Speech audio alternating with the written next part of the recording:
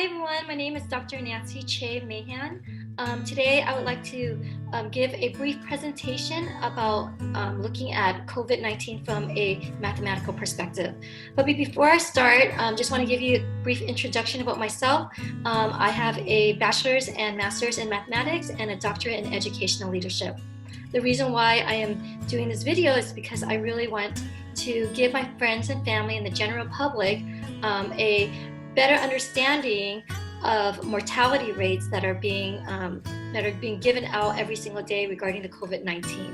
And I want to give a disclaimer and a caveat before I start. When we talk about mortality rates, this is not in any way to minimize or to be callous about those who have been affected or have died from COVID-19. Because again, even if it's just one person has died from it, that is extremely grievous, and in no way are these numbers meant to minimize that. So death in and of itself is a no joking matter, whether it's from COVID-19, from a car accident, from cancer, or from anything else. It's a sad thing. So I just want to acknowledge that, and just to let you guys know, when we're going over these numbers, it is not in any way to minimize or to be callous about it. But if anything, the numbers are here just to give us a better understanding so that we can respond and interpret accordingly. When we look at numbers, there's been such a wide range of responses. I would say it's a spectrum of responses from people. And I think, in my opinion, I think it's really based on the understanding, the need to understand the data. So that's what I'm here to do.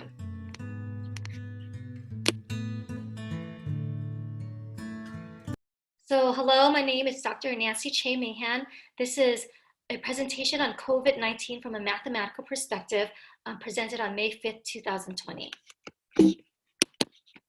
So first of all, when we talk about mortality rates or fatality rates, which is on the news every single day, we really need to understand what mortality rates are or how it's derived. And it really is a basic math lessons about fractions. So if you look at this slide here, you'll see 1/2, 1/5, and 2/3.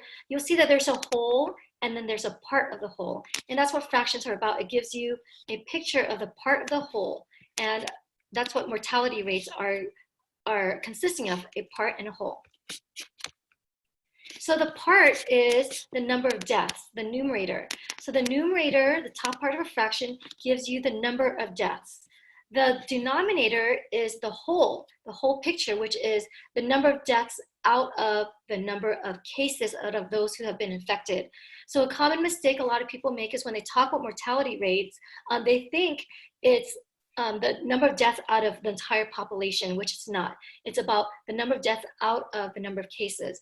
And the mortality rate, once you have it in a fraction, can be converted to a decimal, which is therefore converted to a percentage. So that's why we hear percentages day and night about this. So let me go ahead and talk about what data is out there. And just to let you know, when I am pulling up all of these data and everything I present here, I will always source my information. And my information will come from reputable sources, in my opinion, such as the CDC, the WHO, and also the Johns Hopkins Research Center. So here, whenever I see a mortality rate that's given, or they tell me, oh, so many people have been affected or so many people have died, the first thing I do is I take out my calculator and I calculate out the mortality rate, because the mortality rate isn't given to you necessarily. They just give you the numbers, and it just seems so huge, and it's always increasing, and we're wondering what to do with those numbers. So here, based on the WHO, the World Health Organization, the numerator gives you the number of deaths. This is as of a few days ago, April 25th, I believe, or 26th, 2020, and then the number of cases. So those are the numbers I got from WHO. I divided it, I got 0.069, and then move the decimal twice to the right, I get 6.9%. So based on the WHO, there's a 6.9% worldwide mortality rate because of COVID. Now in the United States, bringing it down more locally, this information here is given by the Center for Disease Control as of April 25th. So the number of deaths divided by the number of cases will give you this decimal, which converts to a percentage, about 5.7, probably 5.7 is more accurate percent. In terms of the mortality rate in America. And of course, these numbers fluctuate and they're not static. There's a lot of controversy about these numbers. But as you can see here, the Johns Hopkins Coronavirus Research Center also has some numbers different from the WHO and different from CDC, but they're close enough where they estimate it to be 7% for worldwide and 5.6% mortality rate in the US. Now, I mentioned earlier in this presentation that the number one error or the number one misconception that I hear people speak out, which is very erroneous, and it's understandable because if you don't understand what mortality rate is, it's understandable to make this mistake. So people would say that these numbers here, 7% and 5.6%, they would say 7% of the people in the world are dying, or 5.6% of the world, or I'm sorry, of people in the United States are dying of COVID-19. And that's not the case. It's not out of the world. It's out of the number of cases, out of the number of people who have been infected. So again, the number one misconception is they're replacing the denominator, the number of cases, with the number of all people in the world or in the United States. And that's very erroneous to do because it actually gives a false depiction of the virus. But out of curiosity then, what is that rate? What is the rate of people dying from coronavirus out of the world and out of the United States? Not just out of people who got it, but out of people in general. So I decided to calculate it out. And so I took the number of deaths divided by the number of people in the world. And the number of people in the world right now is 7.6 billion people. If you do the math, you get this decimal and you get 0.003%. So to be mathematically accurate and to give a better understanding of COVID-19, 0.003% of people in the world have died out of COVID-19. And then let's talk about the United States. The United States has a population of about 331 million people. Go ahead and do the math with that, plug it into your calculator, and we get 0.02%. So in other words, when we talk about COVID-19, in the United States, out of the entire population of people who died in the United States is 0.02%. So it's not that 5.7% and it's not that 7%. It's these percentages if you're talking about the population as a whole. So numbers are numbers, and sometimes, we see numbers and they kind of go over our head. One of the things I love about mathematics is that you can visualize it. They call it modeling with mathematics. And one of the best ways I think of visualizing percentages when we talk about wholes and parts and wholes, is presenting it via a pie graph. And that's what I did here. So here, the mortality rate, so out of the people who have been infected of it, those who have died from it, is 7% out of the world. Here, 5.6% out of the United States who have been infected. So here, the nice thing about these charts is, I really like about visual graphs, is because it doesn't just give you a sliver of the truth. Because yes, 7% have passed away, 5.6% have passed away. But if we just focus on the sliver, it really is focusing on a sliver, right? We want to be able to see the whole. So when you look at the whole, if you look at the yellow part and the orange part, you also realize, oh, okay, and also 93% of people who have gotten the coronavirus have survived. Oh, 94.4% of the people in the United States who have gotten the coronavirus have survived. So it's really important to look at the whole and just not the sliver, and that's what mathematics and the modeling of mathematics allows you to do. Now let's look then at the visual graphs out of the entire population. So out of the entire population, notice on the right-hand side here, 0.003% of people in the world have had it or have passed away, and 0.02% out of the United States have had it. And you might be looking at these graphs and wondering, okay, where's the blue sliver? Did Nancee forget to put the sliver on here? Well, in actuality, I created these graphs on Excel. And on Excel, when you put in these numbers, the numbers are so small, so insignificant. Again, not saying that the deaths are insignificant, but the numbers is so insignificant compared to the whole that you actually can't even see it on the graph. And just to show you what I mean by this, I'm going to show you what I did on Excel here.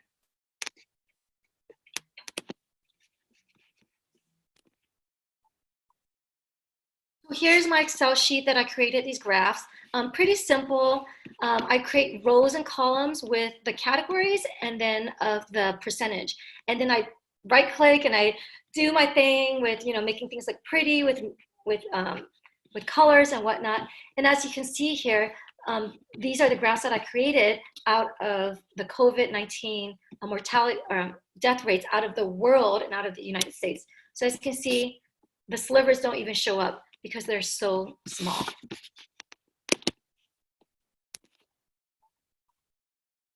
So if you look at these two columns, here's the light gray and the dark gray columns of photos that I put up here.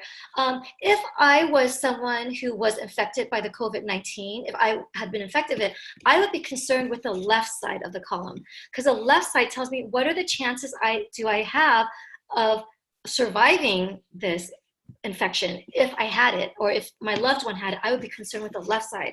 And I'd be, okay, I have a 93% or 94% chance of surviving and 7 or 5.6% chance of surviving. Now on the right side of this page, this is I think where the majority of us are in, because majority of us are not infected by the COVID-19 that we know of, right? So if we're not infected, then we want to ask ourselves, what are the chances that I might die from it? So what are the chances that I might die from it is 0.003% in the world or 0.02% out of the United States. So it's really important to see these numbers and to look at the appropriate column, which one you're in, and to be able to speak from that and to be able to interpret and respond based on numbers and based on your a correct understanding of the data that is out there. So we want to also understand what happens when the number of deaths increases or the number of cases increase, because truth be told, that is increasing every single day. And we see these numbers shooting up, and there's a sense of panic when we see that, because we're like, oh my gosh. But however, if we understand how fractions work and how mortality rates work, there's one set of numbers that should cause concern, and one set of numbers that should actually may cause relief. So here in the numerator, if we look at fractions, when the numerator increases, so here when the numerator increases, when the number of deaths increase, notice what happens. So very simple example, the new fraction 3 over 10. I just chose 10. You put 3 over 10 in your calculator, you get 30% when you calculate that. If you increase the numerator to 5, then you get 50%. If you increase the numerator again to 9, you get 90%. So as you can see, as the numerator goes up, the rate increases as well. So numerator increases, rate increases. Now when we talk about the denominator, in this case, what happens when the number of cases increase? Well, let's look at fractions. When the denominator is 10, so same as here, at 30%, 3 out of 10. When the denominator increases to 20, I get 15%. When the denominator increases again to 30, I get 10%. So if you notice something, as the denominator increases, the rate decreases. So that's what happens with fractions. Denominator increases, rate decreases. The numerator increases, rate increases. So what does that mean here? So when we look at the mortality rate of the United States based on Johns Hopkins, 5.6%, let's say we double the cases of those who've been infected, and that's a very likely thing to happen. We see all day long that people are doing projections, right? And we realize a lot of the projections have been overestimated, and we have not gotten anywhere close to the projections. But let me project as well in my case. Here's the number of cases as of April 25th.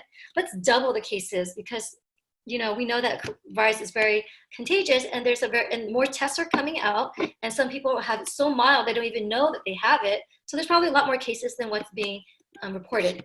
So if I double the cases, notice what happens to the mortality rate. When I increase the denominator, the mortality rate decreases. It went from 5.6% to 2.79%.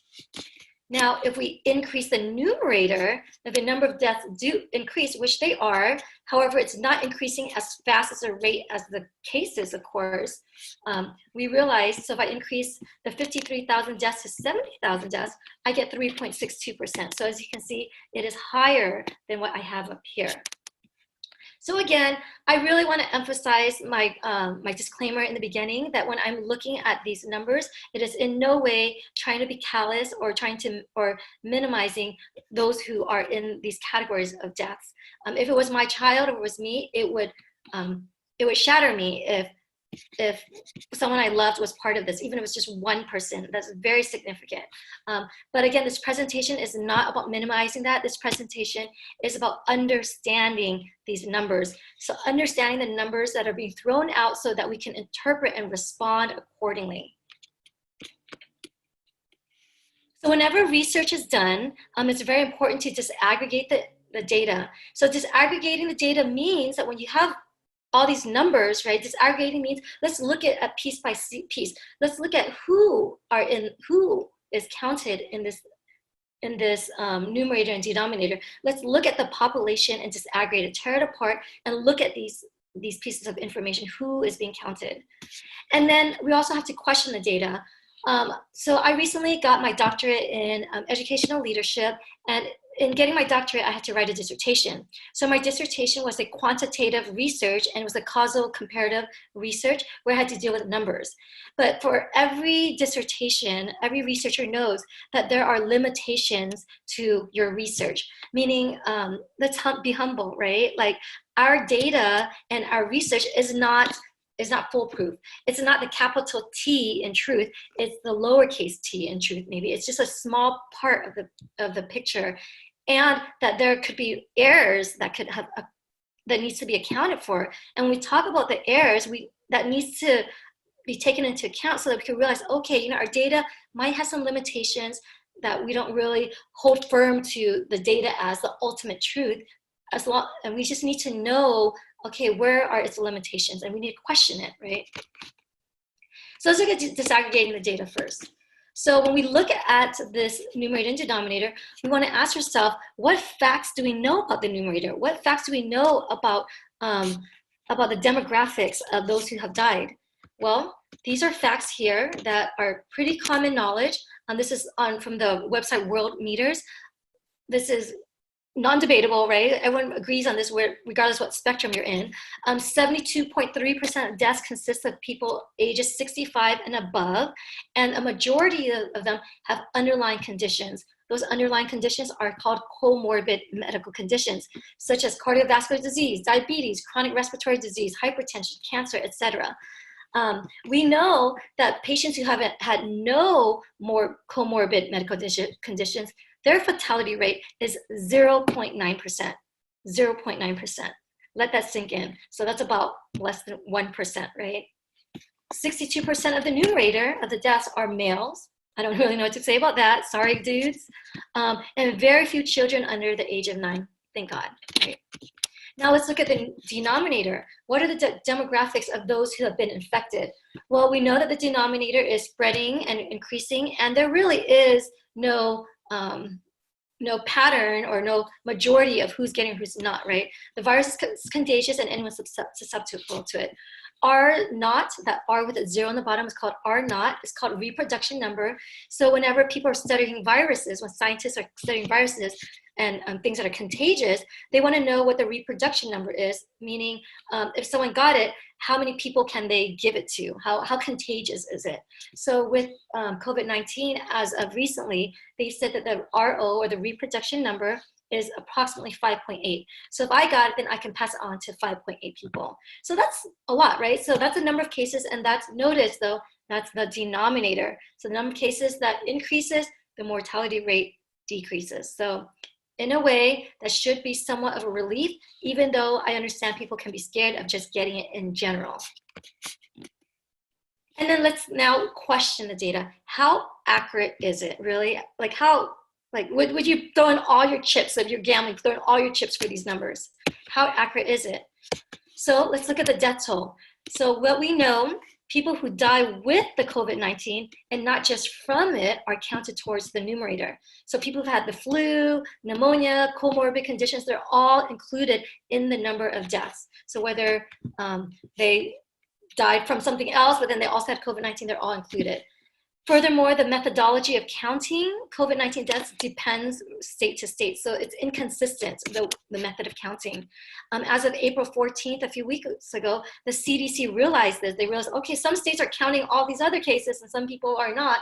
So they came out on their website with a statement that says that counts and death counts include both confirmed and probable cases, and deaths of people who were presumed infected but had not been tested, which they call epidemiologically linked cases. So those are all being counted in COVID-19 deaths. So there's been a lot of controversy about how they're counting it and whether this is even the correct way of doing it, right?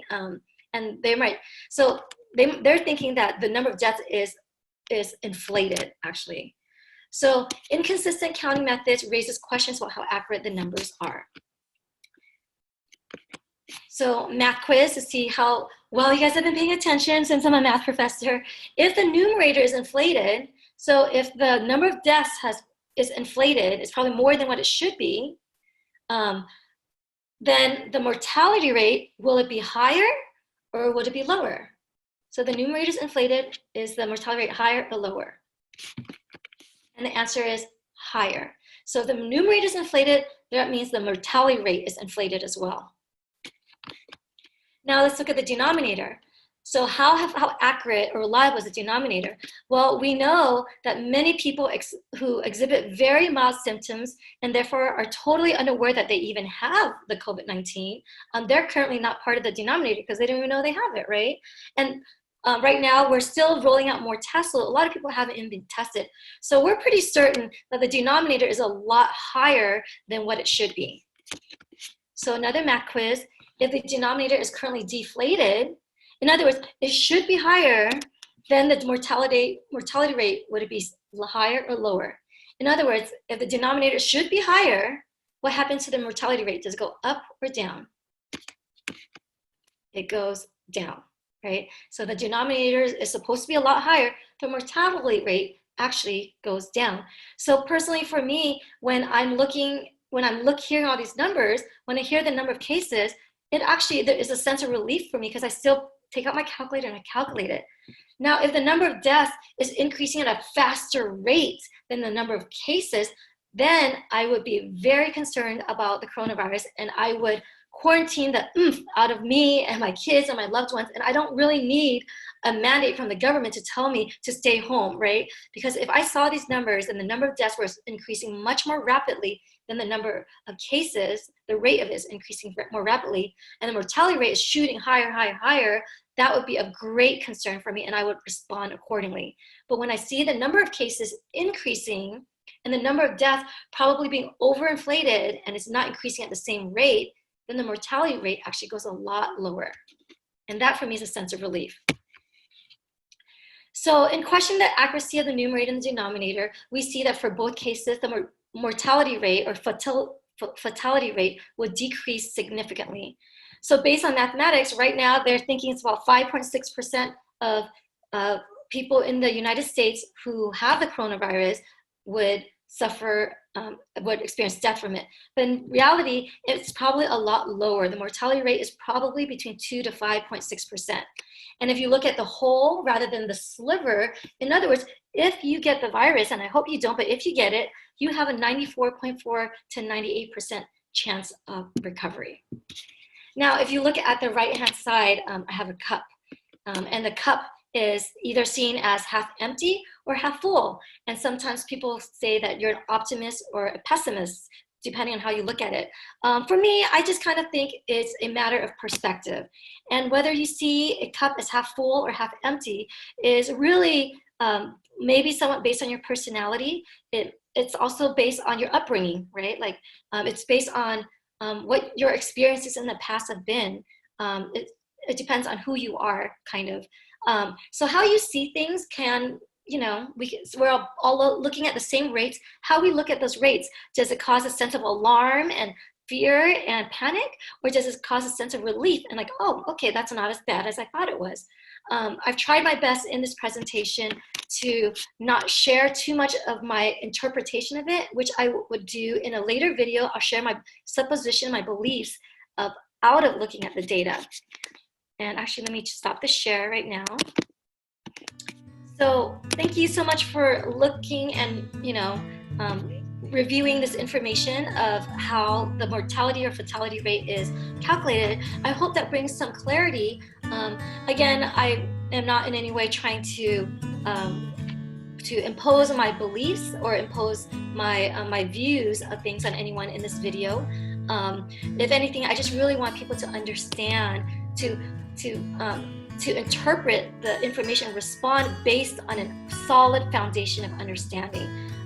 Because the reality is right now is that on the news and on the press or on social media, there's a very loud and a louder side, right? And the louder side tends to give the worst situation, tends to give the most devastating pictures, the most devastating stories that's out there.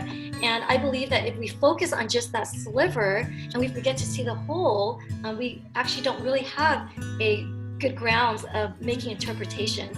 So our heartstrings are being pulled from here to there based on what we're seeing, based on who's making the loudest noise, what's being aired on the most. Personally, for me, I don't really like to look at the news or the media as my primary source of information. The first thing I do is I look at the numbers. So the first thing I do when I almost every single day or every couple of days during this past month, I go on these websites with the statistics. I look at the number of deaths and I look at the number of cases, and I take out my calculator and I punch it in, and I come to my own interpretation of what I see.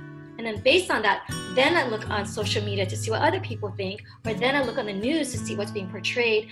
But my heartstrings aren't being affected by what others think. I already have a pretty firm foundation of what I believe, and I'm open to hearing other perspectives. But at the same time, I have a foundation I can start from. So I hope that's helpful for you guys. Again, in another video, I'll share my supposition or my interpretation of this data, based on this data. And that video will probably, a lot of you might not agree with, and that's okay.